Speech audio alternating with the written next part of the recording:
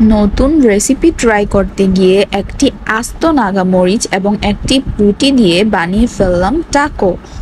এটা real taco না হলেও খেতে এত মজা হয়েছিল, যা আপনি সামান্য কিছু উপকরণ দিয়েই বানিয়ে ফেলতে পারেন ঝটপট করে। সো হেই গাইস, আসসালামু আলাইকুম।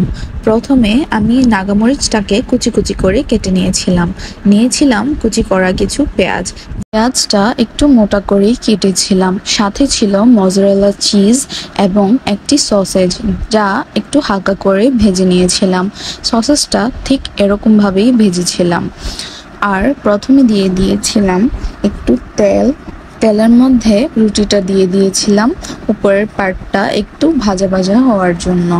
তারপর দিয়ে দিয়েছিলাম পেঁয়াজ কুচি করে রাখা, নাগামরিচ, তারপর দিয়ে দিয়েছিলাম মজরেলা চিজ, তারপর সসেজ, লাস্টে একটু টমেটো সস। রুটিটাকে তারপর একটু ভেজে নিয়েছিলাম। ভাজার পরই হয়ে গিয়েছিল আমার টাকো।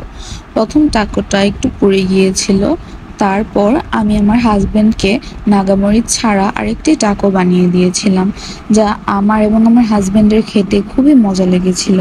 আসলে এটা টাকো না হলেও কি একটা বানিয়েছিলাম, তারপরও আমাদের অনেক মজা লেগেছিল খেতে। চাইলে আপনারাও ঘরে বসে সামান্য কিছু ইনগ্রেডিয়েন্টস দিয়ে বানিয়ে ফেলতে পারেন একটি মজাদার খাবার।